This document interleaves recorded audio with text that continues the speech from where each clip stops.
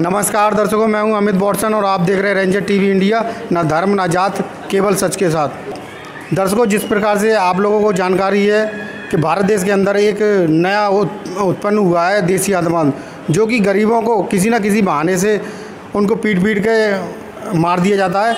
और इसी घटना के बीच में आपने देखा मध्य प्रदेश के अंदर भंवरलाल जैन जी को भी, जो देसी आतंकवादी हैं, उनको मुसलमान का बहाना लेके उनको पीट के मार दिया।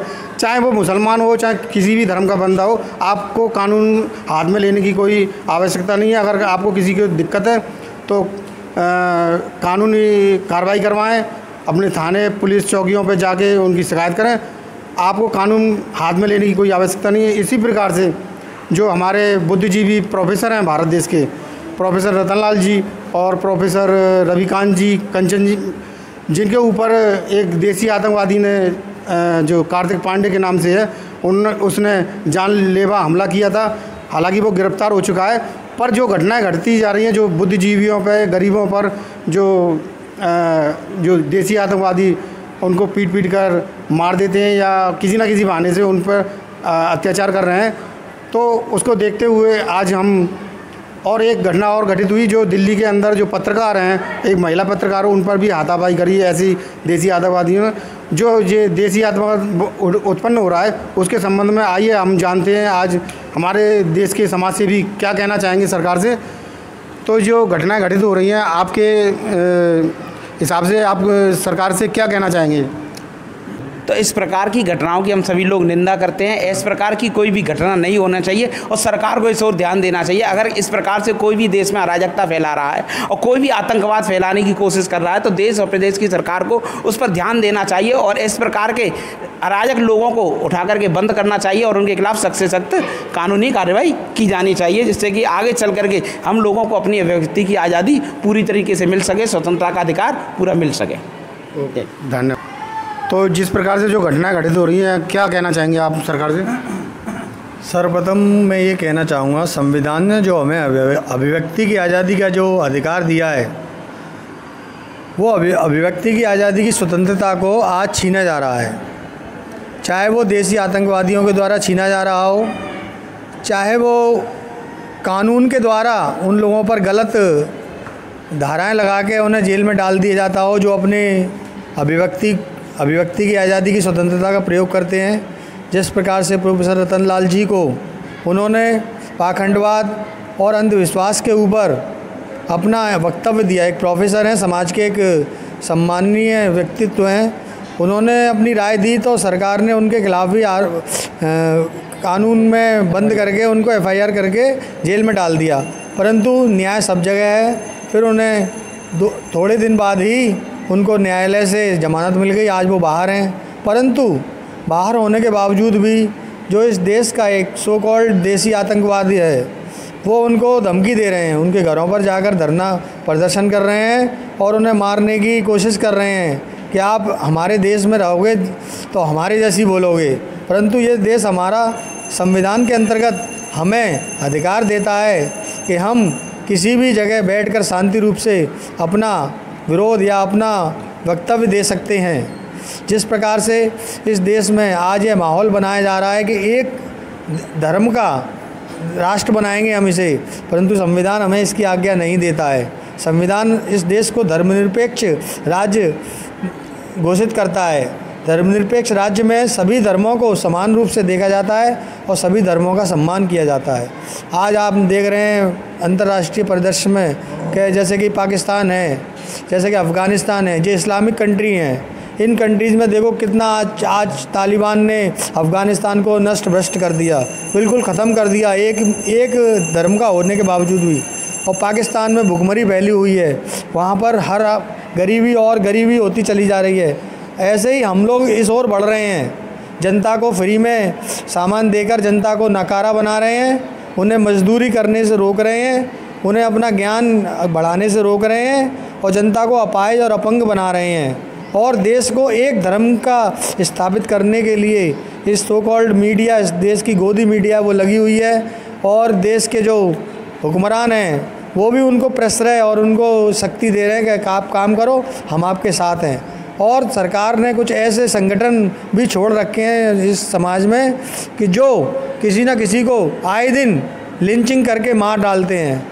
अभी मध्य प्रदेश का मामला जैसे हमारे पत्रकार साहब ने उठाया है, एक जैन समाज के कुछ एक व्यक्ति थे, उनको मानसिक रूप से परेशानी थी, वो अपनी बोलने चलने में नहीं पाते थे, तो उनकी दाढ़ी वाड़ी बढ़ी हुई थी, बाल बढ़े हुए थे, तो उन्होंने एक मुस्लिम समझ के हमारे देश के सो कॉल्ड देसी आतंकवादियों ने उन्हें पीट कर मार डाला।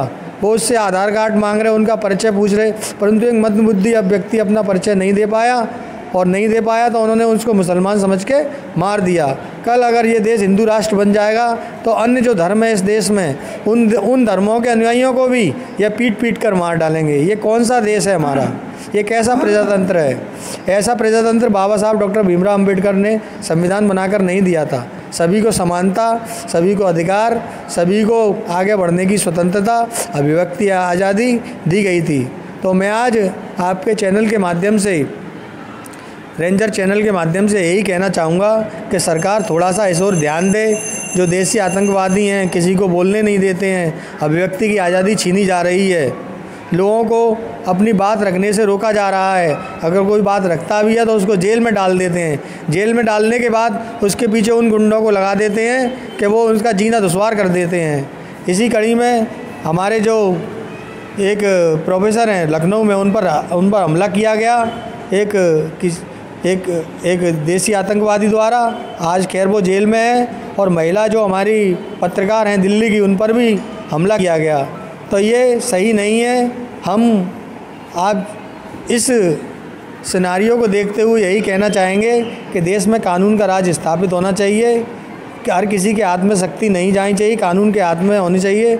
अगर कोई भी व्यक्ति देश में गलत काम करता है तो उस पर कानूनी कार्रवाई हो और संविधान के हिसाब से उसके संग व्यवहार किया जाए, यही मेरा कहना है। तो हमारे देश में जो ऐसी घटनाएं घटित हो रही हैं, तो आप क्या कहना चाहेंगे इस मुद्दे पर? मैं बुद्ध जयंती शोभा यात्रा समारोह समिति नया गेट जीवनी मंडी आगरा की तरफ से जो घटनाएं हो रही हैं, देश के अंदर अराजकता का माहौल पैदा किया जा रहा है, उसका हम समिति उसका घोर विरोध करती है। और हम लोग जो लोग दोषी हैं उनके खिलाफ़ कार्रवाई चाहते हैं।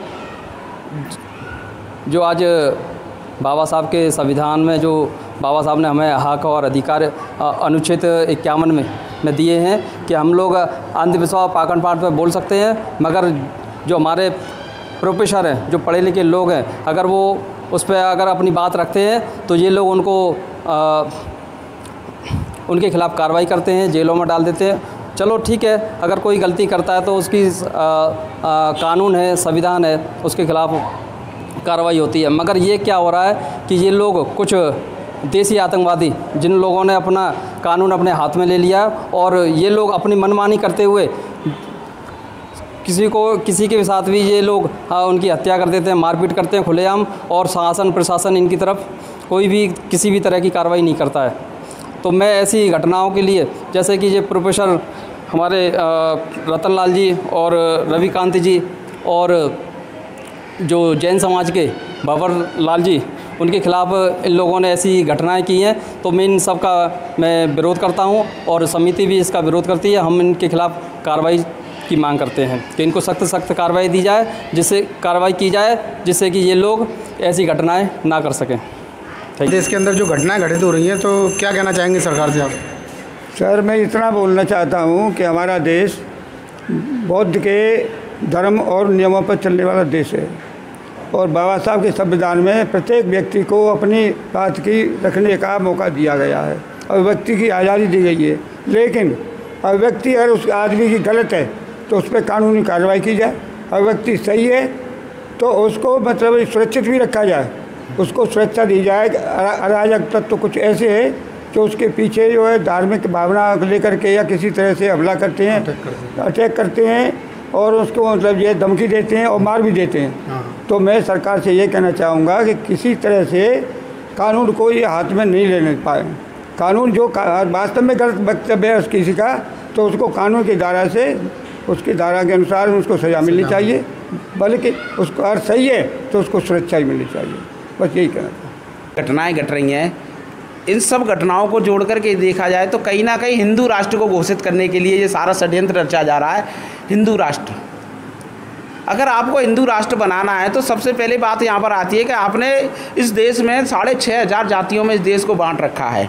आप हिंदू राष्ट्र के नाम पर इस देश को एक करना चाहते हैं तो सबसे पहले आप हिंदू राष्ट्र बनाने से पहले सारी जातियों को एक करें ना, क्योंकि तभी तो हिंदू राष्ट्र बन पाएगा। अब हिंदू राष्ट्र के नाम पर आप ज़मीनों को खोदते हैं, हिंदू धर्म के नाम पर आप ज़मीनों को खोदते हैं, इतिहास को खोजने की कोशिश करते हैं, इतिहास को पूजने की बात करते हैं। तो इतिहास पूजने की बात नहीं है, इतिहास पढ़ने की बात है। अगर आप इतिहास पढ़ेंगे तो इतिहास पढ़ने के बाद जब आपको पता चलेगा कि इन मंदिरों, इन मस्जिदों से पहले मंदिर थे, तो मंदिरों से पहले बुद्ध विहार थे।